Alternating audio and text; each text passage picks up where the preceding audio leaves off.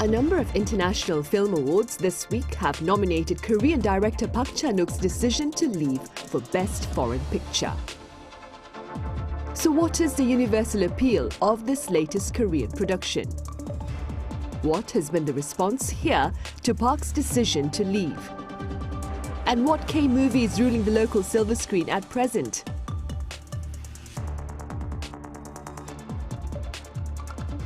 Welcome to Issues and Insiders. Korean screen productions have been garnering international attention this year as well. And for more on this reality, I have Professor Kim Shin-dong from Hallym University here in the studio. Professor Kim, it's good to have you here.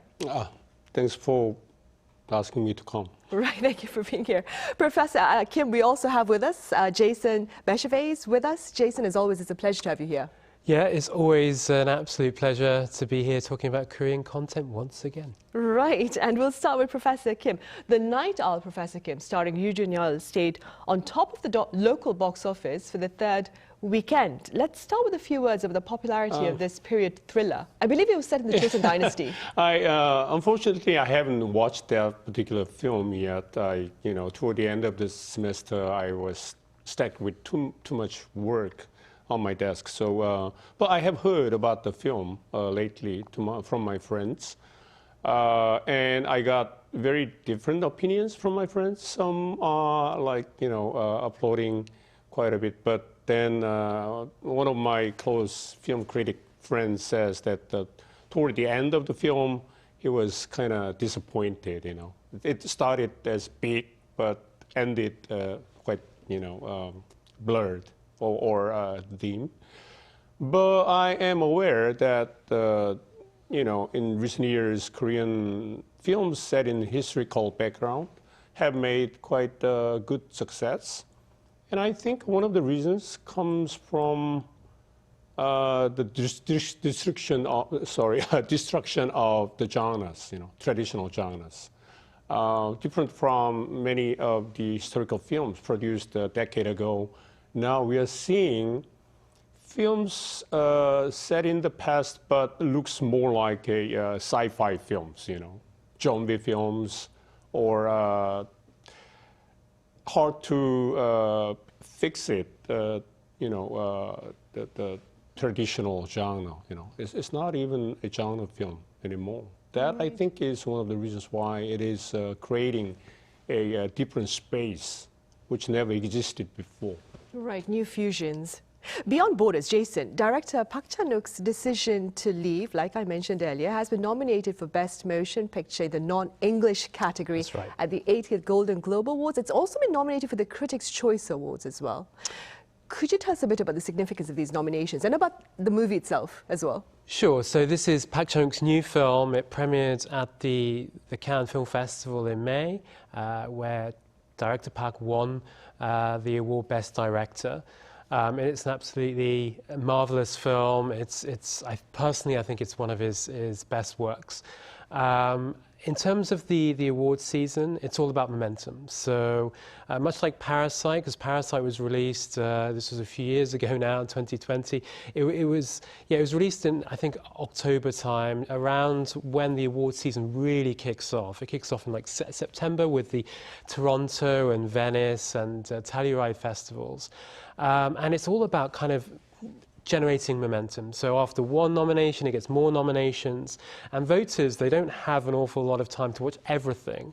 So as a film gets a nomination, it generates more publicity, the film gets viewed more often. And if it's a good film, it's generating buzz that allows it to kind of the snowball of success continues, so to speak, the critical success and the award success. And so that's what's happening with Decision to Leave. Now, the difference between Decision to Leave and Parasite, for example, Parasite was attracting attention for in several categories. So Best Picture, Best Director, Best Screenplay, and Best Foreign Film. With Decision to Leave, it's very much in the Best Foreign Film category. And so, yes, it's been nominated for the Golden Globe Globes. Like you say, I think it will be shortlisted for an Oscar, for the Best International Film Oscar, which will be announced, I think it's on December the 21st.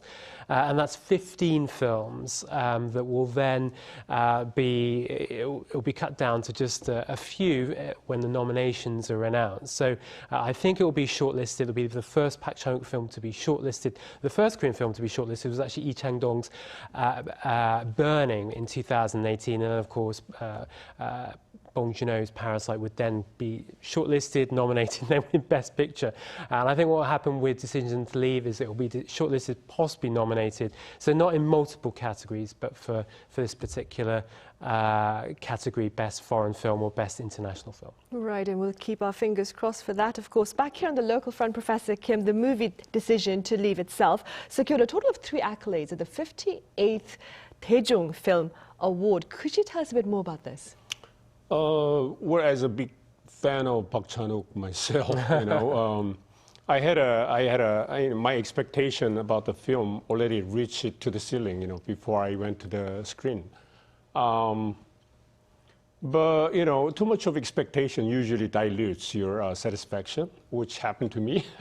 So, but still, I agree that it's a wonderful film. And the reason, I mean, the reason why I always being fascinated about Park Chan-wook is because of his unique approach to the human nature. I think he's always trying to touch, you know, throughout through various films of his, you know, he's always raising a question and throwing a setup for the main characters, you know. In a way, main characters are trapped in a very difficult situation, and then he seems to be testing, you know, the innate nature of human beings, you know, how they are responding.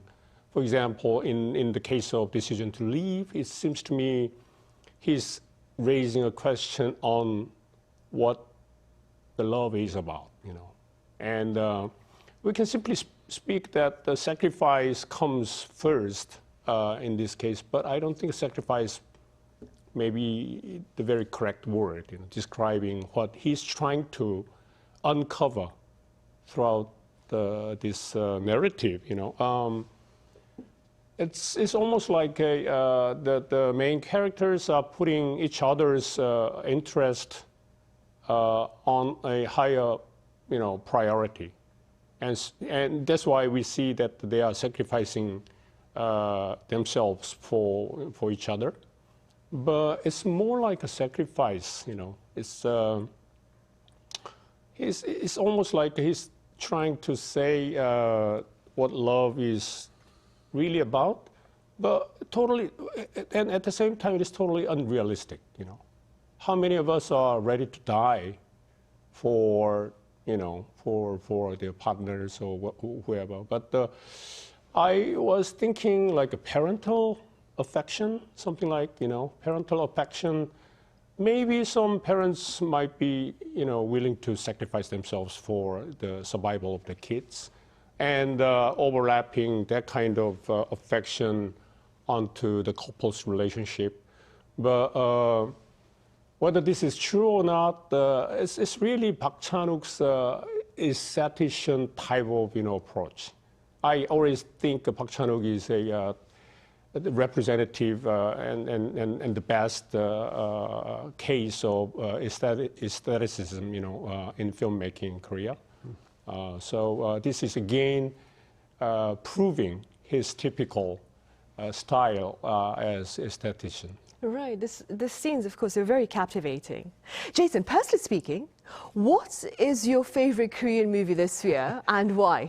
Okay, well, I have to be honest, it is Park Chan-wook's Decision to Leave, but we've spoken quite a bit about the film, and Professor Kim has alluded to, explained how great a masterpiece it is. I'm going to say actually one of my favourite films, along with Decision to Leave, is a film called Homage, directed by Shin Soo-won. That was released earlier on this year. It basically follows a character played by Lee Jung-eun from Parasite. She plays the housekeeper in Parasite. And here she plays a filmmaker, and she's been asked to restore an old Korean film. And the film is a female judge. It's about the first female judge in Korea. It's from the 1960s. And the film is just such a wonderful tale of looking at the difficulties that female directors faced in the 1960s, but also it relates to the current day and how some things have changed and how some things haven't changed. The patriarchy, in a sense, you can see many parallels between the 60s and what happens today. So yes, there are developments, but I think it really does paint a really, really interesting picture. It was I mean, the performances, not least Lee Jung, is absolutely fantastic. Shin Soo-won's made some great films over the past few years, including Madonna and Pluto. So this, for me, is a film I really want to show my students. I do a class on female directors, and so this is something that I would love to show them, and it's one of my favourite films of the year. I see. It's something I'm sure I want to see as well in the near future. Meanwhile, Professor Kim, the Korean Film Council is currently hosting the Freedom of Expression Film Festival until the 18th of this month. Could you tell us a bit about this festival and about some of the films being featured? Yeah, this is very new to me. You know, I think they are doing this for the first time, actually, this is not an independent film festival on its own, but it looks like more like a spin-off of a project commissioned by the Korean Film Council last year. And they commissioned the special commission investigated how filmmakers can be protected from the mishaps like a blacklist incident under Park Geun-hye regime. So it seems that they have produced a research outcome out of this, and then suggesting some measures how filmmaking can be secured from any political oppression or any possible challenge in the future.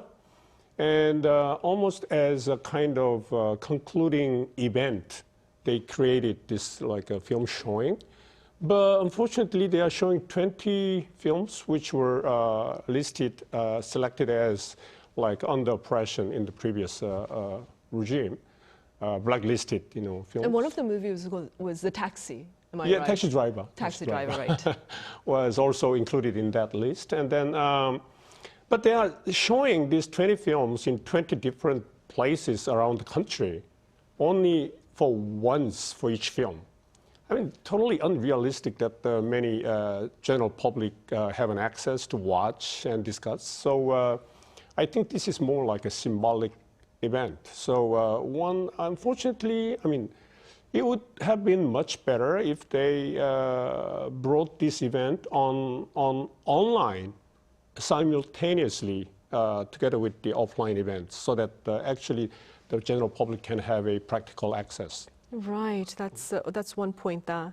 Jason, on a different note, there are some pundits who claim that there's been a tangible rise in the presence of blood and gore in Korean productions, especially following the popularity of Squid Game.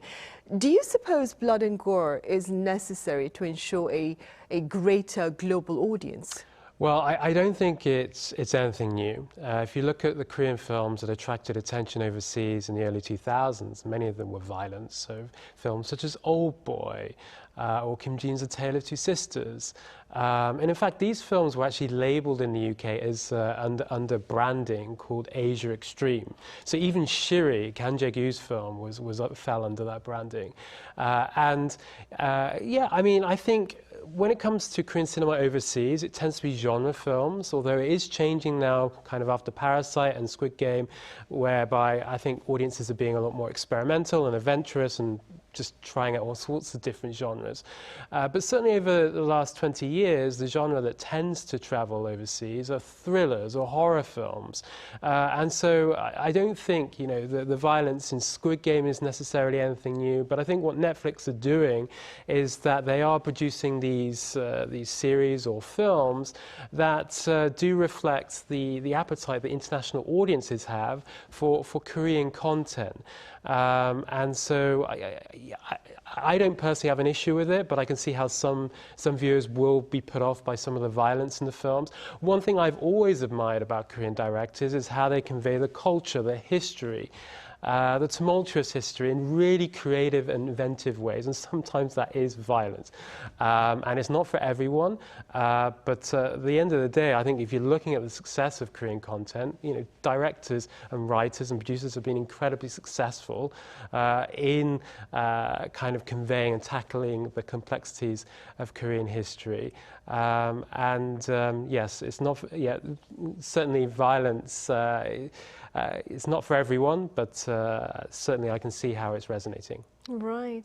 All right, I'm afraid that's all the time we have for this edition. Jason, thank you so much for your time and your thoughts today. And Professor Shin, thank you very much. Kim, that is, of course. Thank you very much for your insight today. All right, thank you.